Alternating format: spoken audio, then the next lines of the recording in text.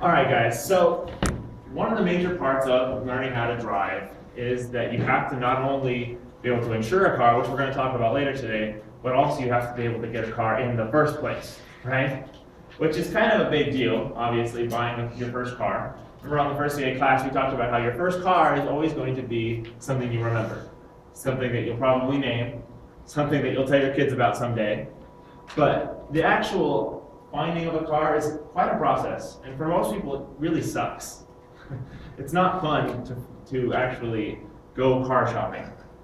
My wife and I have actually been going through this over the last couple of weeks. We've been looking for a car, and there's some ups and downs that have to go along with it.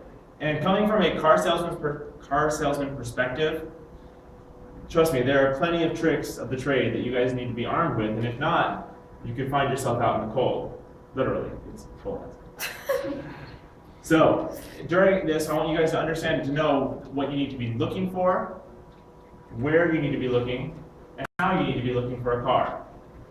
So the first part of it is you need to know how to look. How to look for a car. What are some of the things you guys might think of how to look?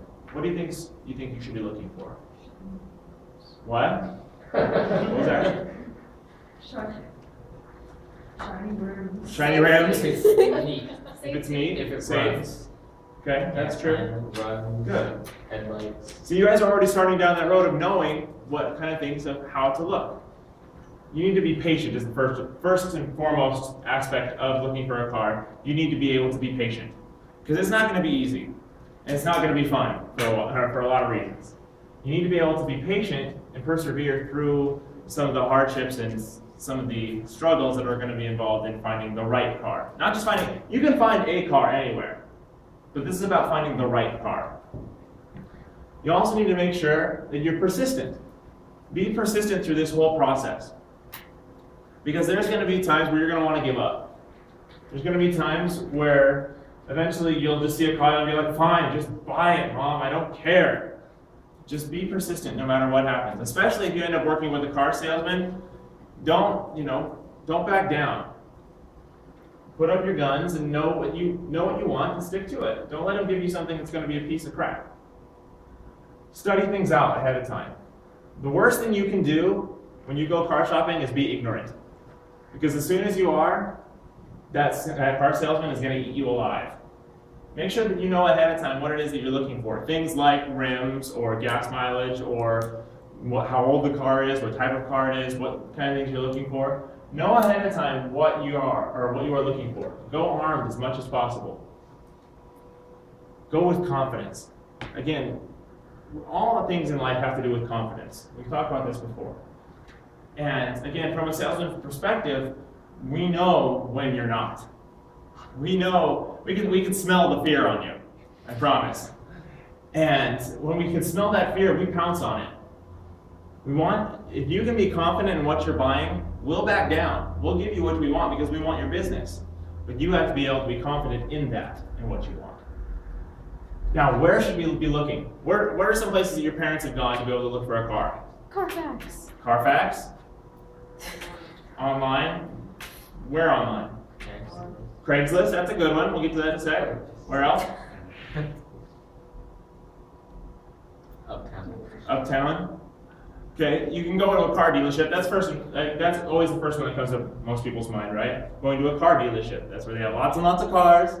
They all have a fancy, signs saying, for sale, buy now, Monday, Monday, Monday, whatever the case may be. There's obviously lots of dealerships around. That's when you're going to have to deal with those pesky salesmen.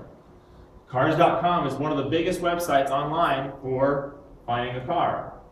It's kind of like a car dealership for a website, or in website form. Cars.com, or another one is Autotrader.com. A lot of those are pretty standard ones, and those will actually direct you to a dealership around your area to be able to find the right car for you. Craigslist. Billy brought that one up earlier. Craigslist actually is a great place to find a car. I've found a couple of different cars there. But you have to be careful with Craigslist, because Craigslist, there are lots of people that are on there that are trying to scam you. Believe me. It used to be that one out of every 2 or 3 ads that were on there were actually a scam from someone trying to steal your money. You have to be careful with those ones. Not only that, but you have to be careful with the kind of cars that are on there that aren't scams. Because people are selling stuff, and they're not salesmen. They don't know what they're doing. They don't know what they're talking about. They think they have a good car, and they're going to tell you that they have a good car. They don't have a good car. You have, again, that goes back to the studying ahead of time and knowing what it is that you're looking for. eBay. Anyone ever thought of buying a car on eBay? Really? Did your parents done it before? No? But I just look up everything. You just look up everything on eBay just to see what's Or there? Craigslist. Or Craigslist. It's true. I've actually had friends that have bought cars off eBay and they've gotten great deals from it. Now, there again, it's some of the same problems that go along with Craigslist. You have to be careful of who it is that you're buying from, if they're trustworthy or not. But there again, you can have some really good deals from that. So it's another place to be looking. Friends and family. One of the best places to get the best deals is through some of the people that you already know. They know who's buying a car, they know who's selling a car, and they would be the ones that would be able to help you get the best deals. My wife and I, we just bought a car 2 days ago. We're working on finalizing everything right now. The only reason we found out about it was because my dad told me about this great deal that was happening right now. Go to your friends and family. Don't be afraid to ask. One of the last places that people often forget nowadays because of the internet is the side of the road. I mean, Billy mentioned the Uptown. How many cars are usually parked out there with a for sale sign in the window? 5 You, at least 5 at a time, 6, 7. In other places all throughout town, there's going to be some kind of for sale sign. Don't be afraid to go look at those either. There might be some good ones. Go and take a look. Obviously don't veer off the side of the road. Hey, I see a truck! But at the same time, don't be afraid to go look there either. Now, what kind of things should we be looking for when we're looking for a car? What should we be aware of ahead of time? Nicks and things. Nicks and dings, that's true. So possible problems with the car. That's one. We'll get to that here in a sec. Anything else? If like they got pulled over or something like that. Yeah, if there's any possible problems, definitely. What? The Carfax? We'll get to that here in a sec too. So you want to be looking one ahead of time to know what the year, make, and model of a car is. What year means what? When it was made. When it was made, how old it is. That's a pretty obvious one. But what is make and model? What type? What type of car? What do you mean? Makes up the car. The what? What makes up the car, like materials? Not quite. Libby? There's a minivan, and it's classified as a Sienna. Okay, there you go. That make and model is, the make is the person that makes it, like Toyota, Chevy, Ford, whoever. And the model is the model type within that. So for Toyota, it would be a Sienna. Or if you had a Honda, it would be a Honda Odyssey, if we're talking minivans, or whatever the case may be. So know what year the car was made, what type of car it is, and who makes the car. Because those are all going to go into how well that it is made. Like Mel was telling us, we want to know how well the car is actually built. And some cars are known more than others to run better, run longer. Mileage. Now, what does total mileage have to do with a car? Why does it How matter? run down it is. How do you know? Why is it? How can you tell? Some people just don't like keep up with it, and so like it. Well, wouldn't the year tell us that, how old the car is? Yeah, but you could like cars would be very old and like still have limited mileage because it's like a limited edition kind of car. True. Or something like that. Or vice versa, right? Here's an analogy for you. Whose shoes wear out longer? The person that bought it a year ago and only plays basketball in them once a week, or the person that bought it a month ago but played 2 times a day? I see why they want to go 2 times. Why? They use it more. Exactly. That's what your mileage will tell you. The total mileage on the car, even though it may only be 3 years old, if it has 100,000 miles on the car, that's over 30,000 miles a year. That's a lot. An average car usually runs anywhere from 10 to 15,000 miles per year.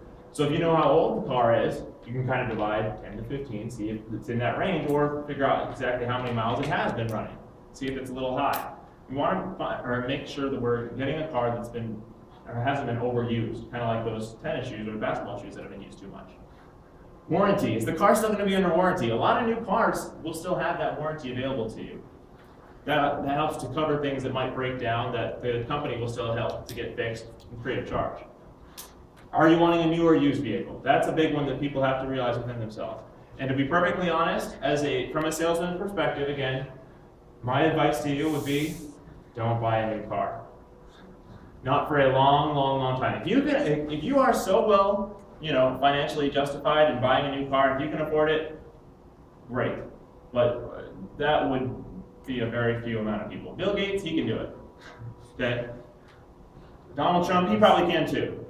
The rest of us, it's not a good investment. New cars lose their value very, very, very quickly. Safety features. Obviously, be looking for what kind of safety is happening on the car, what safety features there are.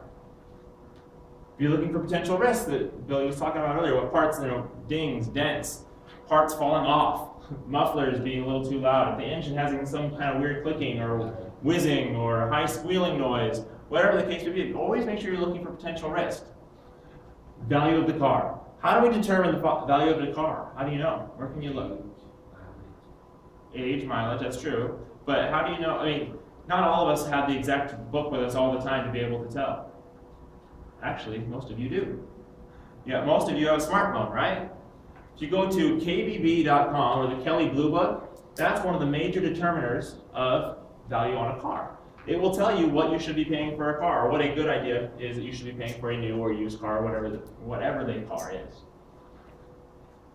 Consumer reports and reviews. You can find these anywhere online. There'll be consumer reports not only from the company themselves about the car that you're looking at, but also they'll have consumer reviews from people that have already purchased the car.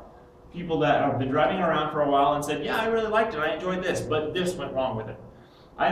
Because of those consumer reviews, it helped save me a lot of money a couple of years ago. I was looking into buying an Audi, and I found one I was going to get a pretty good deal on, about $5,000, $6,000. It was only a few years old. I thought, oh, that's a great deal, right? Went online, found out that particular model of Audi was averaging somewhere between $2,000 to $3,000 worth of maintenance per year. And I thought to myself, okay, if I'm hoping to have this for more than a year, that's going to double in price already on me. Because of those consumer reviews, it saved me a bit of money in the long run. And one of the best places to be able to find those consumer reviews is on Carfax.com. We've all seen the commercials, right? We all recognize this little guy up here, right? The Carfox.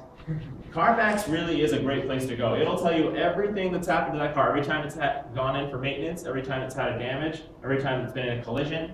All these different aspects that you may not know. It's aspects that the current owner may not even know, especially if you're buying a used car. They might be the third owner and didn't realize that it had a transmission replaced on its first owner.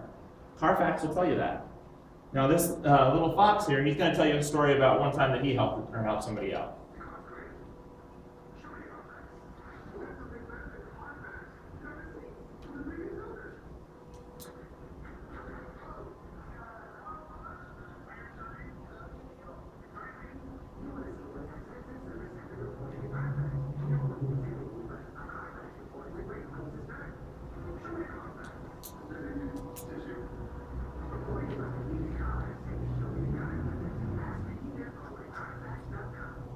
So yeah, either you can go to Carfax.com and you can find all that information you're looking for, or a lot of times if you do go to a dealership to buy a used car, they'll have it available to you as well. When I worked at a Ford dealership, we would give them out for free to people. So like I said before, buying a car can be a headache. Believe me, over the last couple of days, my wife and I have had a few of them. But it doesn't have to be. If you follow these steps that we've been talking about, it can help you avoid all these problems. It can help you to be able to be prepared before you go in. It will help you to know how to look for a car. It'll tell you where to look for a car and what to look for, most importantly. So hopefully these tips have been able to help you guys, and I hope you guys find the best car possible.